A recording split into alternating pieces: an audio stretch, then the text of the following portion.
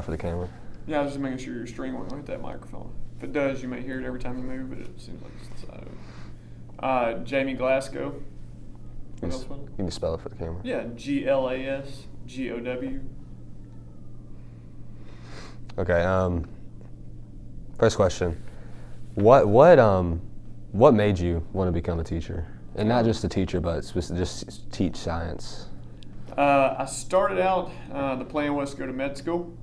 I had planned on doing that my entire life, actually. And then I went into student ministry, and I was finishing up my bachelor's at Alabama, and I was like, hey, I could be a youth pastor, I could be a teacher, and I'd work with teenagers all the way around. And so that's kind of what prompted me. My degree was in biology, so that's why I went into that. And anatomy is just where I've kind of migrated towards because of the medical, interest, and I did my student teaching anatomy. So, when you were younger, what made you want to go to med school? I was always told I was going to be a doctor.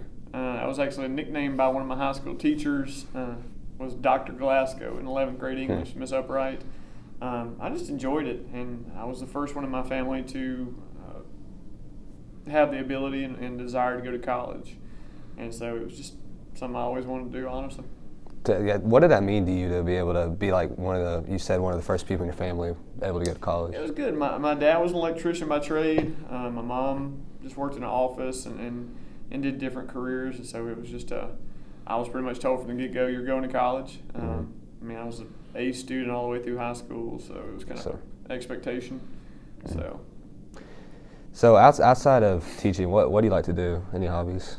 Any hobbies? I do obstacle course races, mud runs. I've done 27 of those, 3 Spartans in part of that. Some of them I run my dog Mike, the K9 biathlon. Just did one of those about 2 weeks ago. Just to exercise when I get a chance every afternoon, run the Mike Mile around the neighborhood. So, tell me about those mud runs. What got you into those? Being obese, that's part of it. Okay. I've lost weight over the years and put it back on, and lost 2 different times. I've lost 100 pounds, and so for me, having these things where it was motivation, it was accountability. I know if I schedule a race out in front of me, if I don't exercise, I'm gonna be in trouble when it comes to it. And so I always have one scheduled in the future. So if I don't work out, I'm gonna be in trouble. Me, my brother, and a couple other friends ran the first Spartan that I did, and I actually used it in my classroom and came in. We watched a video about Spartan races, and I started doing Motivation Monday video clips every single Monday in my class, and I told them to hold me accountable, and I held them accountable. But I just enjoyed it. It's a time when a grown man can go climb through mud, over obstacles, bleed a little bit, get a little banged up, bruised up, get cold, wet, nasty, and pay to do it. But again, it's just a fun time. You get to act like a teenager again. Yes, sir. What about Tuscaloosa County just seems so appealing to you in terms of being here and working here? Part of it, I graduated from County High in '95, Okay. And so it is that I live like 2 miles away. Yes, sir. For the first, I guess it would now be 11 years of my career. 8 of them I was driving out to Brookwood Middle, so it was a 30-some-odd minute commute one way. Now it's like a mile and a half. So, it's close to my home. I graduated from here. I'm able now, because I'm old, get to kind of teach the subjects that I enjoy. So. Yes, sir. The last question, how have you enjoyed this year so far? This year has been a little bit of a challenge. Last year I had one of the best years ever, honestly. My students were well behaved. I didn't have to really write up anybody. They came in class. They did their work. And I told them at the end of the year, it was probably in my 20 years the best group and year I'd ever had, even with all the challenges.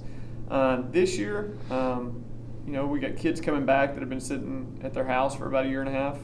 And so there is a challenge of some of them coming back into rules and classrooms and expectations and such. So it has challenged a lot of us in that way. The block schedule's been a bit of a challenge. Mm-hmm. I know with a lot of my class and advanced courses, we just feel like somebody's always on our heels to get stuff done, and we're rushing through it. And so it's just another year, different personalities, different groups. I've got some good 10th graders this year that have bought into it, so that's about it. All right, well, thank you for taking the time to be with us. No problem. Appreciate it.